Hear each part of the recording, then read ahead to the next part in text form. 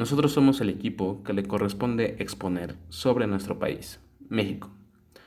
Nuestro equipo está conformado por David Omar, Alexia Yonuet, Sayuri, Yulady, Luisa Itzel y su servidor, Juan Carlos. México, oficialmente conocido como Estados Unidos Mexicanos, es un país soberano, ubicado en la parte meridional de América del Norte, con capital en la Ciudad de México. Políticamente hablando, es una república representativa, democrática, federal y laica, compuesta por 32 entidades federativas. El territorio mexicano tiene una superficie de 1.964.375 km², por lo que es el decimotercer país más extenso del mundo y el tercero más grande de América Latina. Cuenta con una población de 126.2 millones de personas. Ahora les hablaré sobre las ventajas competitivas. Esto nos habla de que es cualquier característica de una empresa, país en este caso que es México, o persona que la diferencia de otras colocándole en una posición superior para competir, es decir, cualquier atributo que la haga más competitiva que las demás. México tiene acceso preferencial al mercado europeo, a los mercados asiáticos y a todos los países de Latinoamérica. Uno de los tratados más importantes que tiene México es el TEMEC, el tratado entre México, Estados Unidos y Canadá. En 2017, los miembros del TEMEC intercambiaron alrededor de 1.486 millones de dólares al día, lo que representa más de 61 millones de dólares cada hora, de acuerdo con datos de la Secretaría de Economía.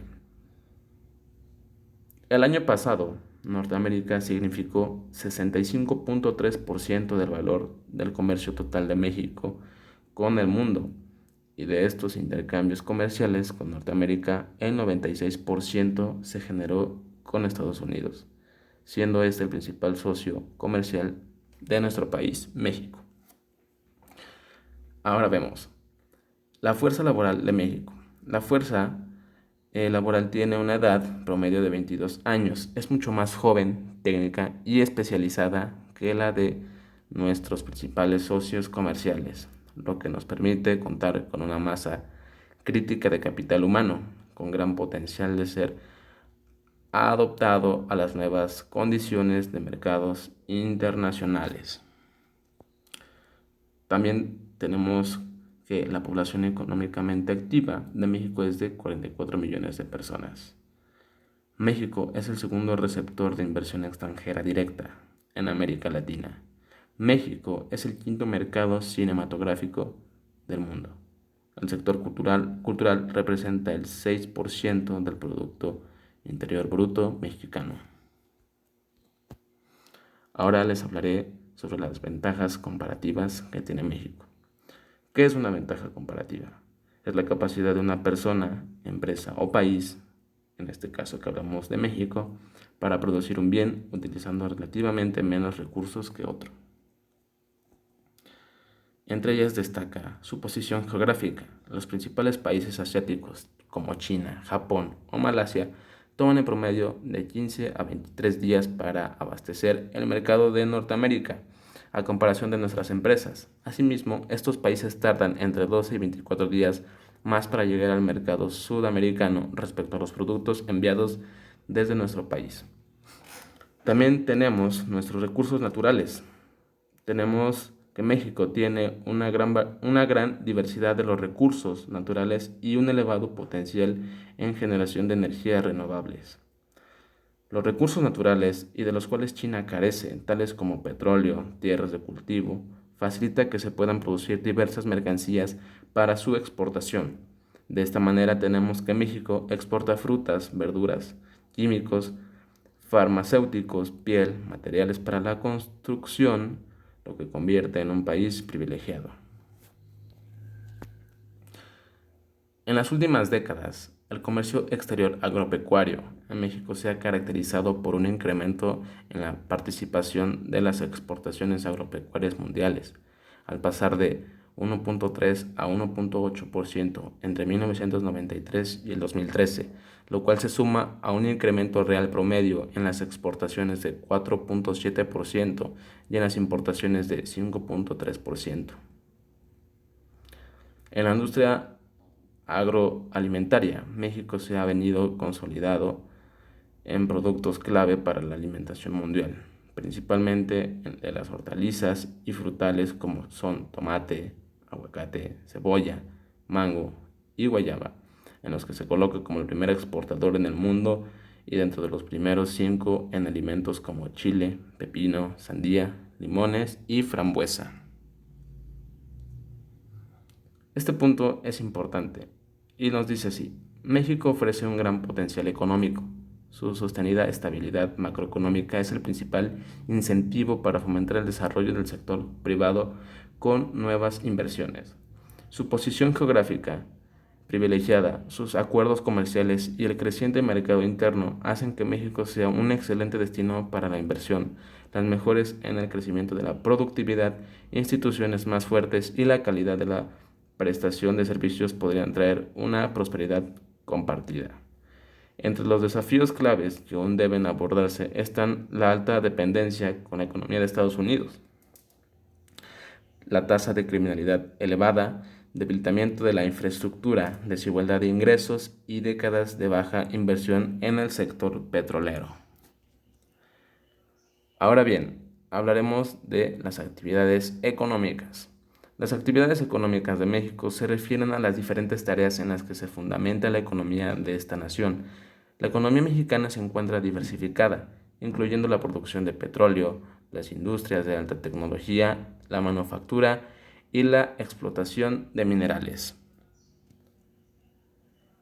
Existen dos importantes motores en la economía mexicana, que nos dice aquí que es el consumo interno y la exportación de bienes a Estados Unidos. En México, las actividades económicas se clasifican de la siguiente manera: el sector primario, el sector secundario o industrial, el sector terciario o servicios, el sector cuaternario y el sector quinario. Ok, aquí les hablaré de cada una de ellas. Tenemos que las actividades primarias se refiere a la extracción de minerales, ganadería, pesca, caza, silvicultura, agricultura y minería. Las secundarias. Las principales industrias en México son la petroquímica, Alpec, cemento y construcción, como el grupo Cemex, bebidas, como se refiere al grupo FEMSA, y alimentos, como lo es el grupo Bimbo y grupo Maseca.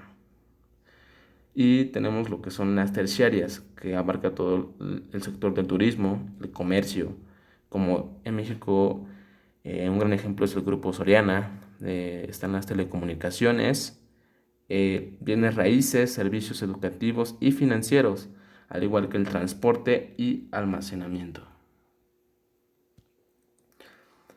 Ahora hablaremos del sector cuaternario y el quinario.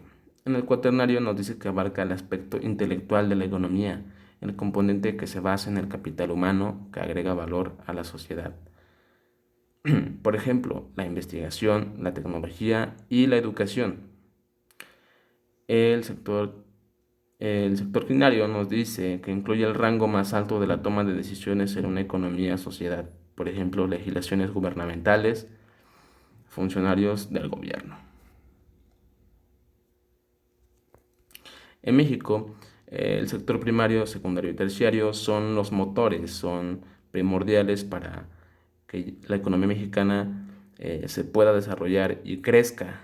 Y bueno, aquí les explicaré estos tres sectores.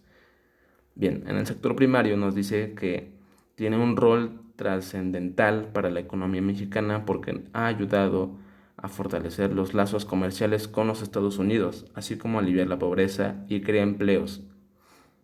En las zonas rurales, más de la mitad de la población está involucrada en actividades de este sector. El sector secundario. Aquí la mayor parte del éxito en el desempeño de la economía mexicana con respecto a otras economías importantes en América Latina se debe a su floreciente sector manufacturero. Este sector representa el 31,2% del PIB y emplea al 25,9% de la fuerza de trabajo según el Banco Mundial.